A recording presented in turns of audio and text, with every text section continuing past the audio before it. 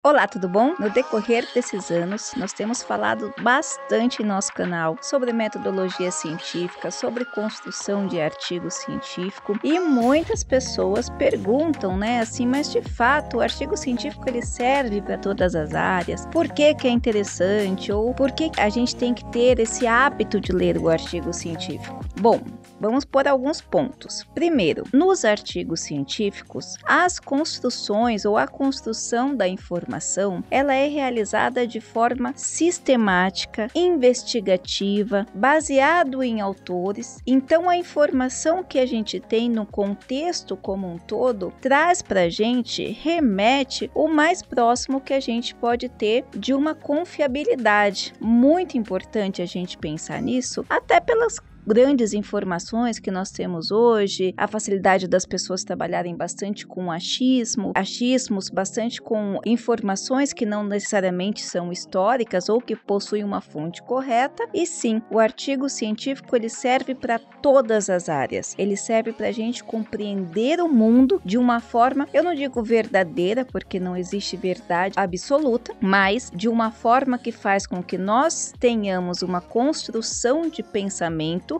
crítico e sistematizado. De onde eu trouxe essa informação? De onde eu conheço essa informação? Ela vai vir simplesmente porque você encontrou em algum lugar? Não. Essa informação, essa construção do conhecimento que você vai ter, vai vir a partir de materiais que já foram passados por professores, foram embasados, e assim você vai construir a sua realidade pessoal e social. E agora eu vou mostrar para você como um artigo de história da moda, publicado na revista Núcleo do Conhecimento, abordou de forma muito singela a questão do vestido de noiva. Mas como assim um vestido de noiva se transformando em um artigo científico? Exatamente, porque nesse material que tem como título O Vestido de Noiva e seu valor simbólico, tradição e inovação no século XXI, é possível a gente trazer à tona algumas questões não só do símbolo do vestido de noiva, mas do reconhecimento da moda e da transição da moda, e inclusive também trazendo alguns pequenos pontos dessa separação por classe social. Esse artigo, então, ele foi elaborado pela Isabel de Lima D'Agostin e pela Liliane de Carvalho. O que elas buscaram trazer nesse artigo? Primeiro, a compreensão histórica e depois a compreensão da cor e como essa história dessa evolução do vestido de noiva foi sendo manipulada, foi sendo simbolizada, ou melhor, conseguiu simbolizar alguns aspectos sociais. O primeiro fato interessante é que nossa construção ocidental, principalmente para nós mulheres, do casamento, do vestido de noiva, essa representatividade teve uma história muito ligada ao Ocidente e começa depois de 1800, ou seja, em muitos lugares do mundo que não tem essa realidade ocidental, o vestido de noiva ele é composto de muitas outras formas, de muitas outras cores, com muitos outros adereços, que não é o branco, que não é o modelo que a gente conhece e nem a cerimônia que nós conhecemos. Essa cerimônia que nós conhecemos, com esse vestido branco, a gente vai falar aqui como ele se deu na história, é uma construção que vem basicamente com a Rainha Vitória, quando ela decidiu desenhar o seu próprio vestido de noiva com os seus adereços. Isso nós estamos falando em 1840. Então a gente tem, qual é o cenário então de 1840? A França, obviamente, é o berço da moda, a construção da moda com relação à extensão do eu, a demonstração de classe, ao cuidado de mim mesmo, essa construção de modelos diferenciados de brincadeira de tecidos, é onde a gente encontra essa explosão, onde a gente observa essa explosão ali no berço francês. E a Rainha Vitória, em 1840, quando se casa com seu primo, ela vai se apropriar justamente desse momento, dessa explosão de moda para deixar-se levar. Na verdade, quem vê, entende um pouquinho, quem busca um pouquinho da história da Rainha Vitória, a gente consegue visualizar que era uma pessoa roupa muito elegante, né, ligada à elegância e com realmente um guarda-roupa muito sofisticado e muito elegante para aquela época. Então, aquele vestido da Rainha Vitória com as mangas bufantes, a silhueta acinturada, a saia longa, né, a saia bufante, ainda hoje é o modelo preferido por muitas noivas, com exceção agora das mangas tão bufantes, mas ainda hoje a gente encontra noivas que prefiram essas mangas bufantes. Lá em 1870, o vestido então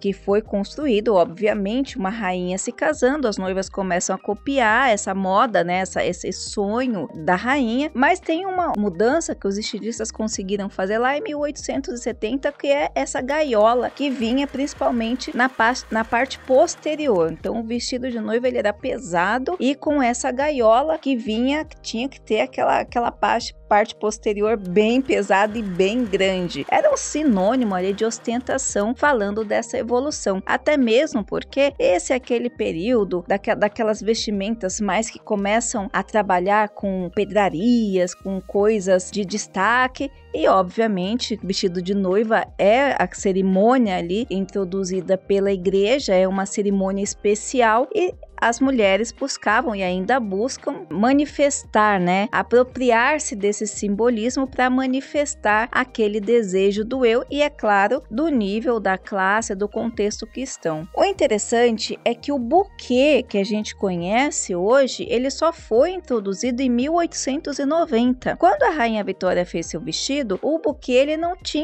não fazia parte, então as noivas entravam na mão segurando uma vela ou segurando um livrinho, que é o livrinho de oração ou até mesmo a Bíblia.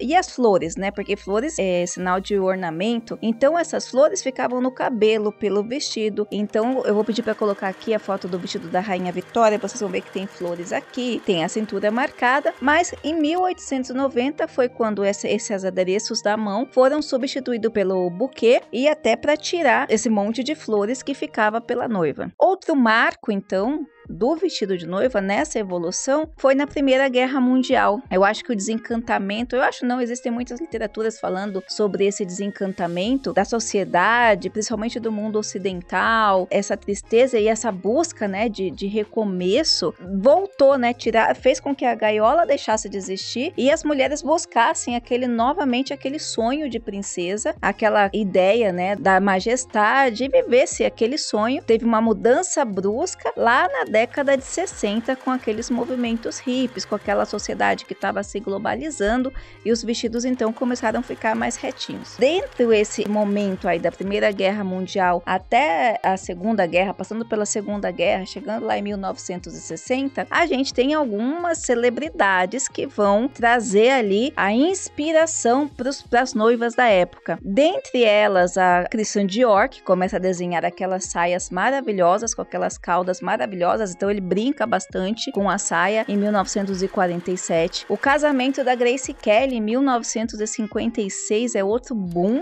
que vai acontecer, até que chega então esse movimento hippie, essa nova sociedade, e aí você começa a ter outros vestidos que não esses tão principescos. Porém, ainda existe a democracia do que a noiva quer. Então você vê bastante noivas nesse período já traduzindo o seu simbolismo pessoal, traduzindo o seu posicionamento, às vezes ideológico, religioso, já no vestido de noiva. Então olha que interessante. Então você tem, nesse ano, você tem um novo vestido, lá em 1960, que aparece com esse novo vestido que é totalmente diferente daquele vestido principesco e que começa a ganhar um espaço aí democratizando. Então não é mais uma linha seguida de vestido. Mas é claro que a gente vai ter ainda essa busca pelo momento de princesa, aquele momento que a mulher ela é a própria rainha. Então você tem essas transições. Depois a gente vai ver a saia se afinando, as mangas existindo, né, ficando bufantes, as princesas, né, aparecendo, mas a gente vai ter um salto quando começa a ficar muito evidente o vestido de noiva como elegância absoluta, como um momento realmente de princesa, e aonde todo mundo começa a copiar novamente na década de 80. 70, onde a extravagância ganha competição, extravagância, competitividade. E se a gente vê aqueles filmes, não só os filmes, né? As danças, as roupas, a década de 80 era tudo muito extravagante, tudo muito colorido. E não ia ser diferente com o vestido da noiva, principalmente depois da Lady Di. Obviamente, quem é um pouquinho mais velhinho, igual eu, vai lembrar do vestido da Lady Di e inspirou de novo toda a construção do vestido. Hoje, a gente tem uma grande democratização, até mesmo porque a sociedade, mais uma vez, está manifestada nesse alicerce, né, de tribos, de cada um trabalhando com o seu gosto, e a gente tem essa democratização que foi inspirada no decorrer dessa história. Agora, para a gente finalizar esse vídeo, por que o branco, né? O branco também remonta lá na Rainha Vitória. Era uma cor considerada nobre, que trazia a sensação de limpeza. Para quem não sabe, ao contrário do que se pensa, a Europa não tinha muito saneamento básico. Banho era luxo, inclusive por isso o mês de maio era um mês que se tomava banho. Então o branco representava essa limpeza, essa fineza, essa questão de honra, né? E aí foi traduzido como honra, nobreza, e só posteriormente a igreja colocou que o branco também estaria ligado à virgindade. Todos os pressupostos, todos os valores iniciais, eles vinham naquela busca do que se espera de uma mulher nobre, de uma princesa, de uma rainha. Por isso que ficou perpetuado essa cor branco aqui no mundo ocidental, em sua grande maioria. Claro que, mais uma vez, a gente reforça que hoje é muito democrático, tem noivas que se casam com outras cores, e a questão do branco ainda é uma tradição, né? Uma manifestação social criada para o mundo ocidental. Para você ver, acabamos aqui com o conteúdo desse artigo científico. Convido você a ler na revista e estamos à disposição, como sempre, trazendo para você conteúdo e demonstrando a importância de uma informação sólida, um pouquinho de cultura.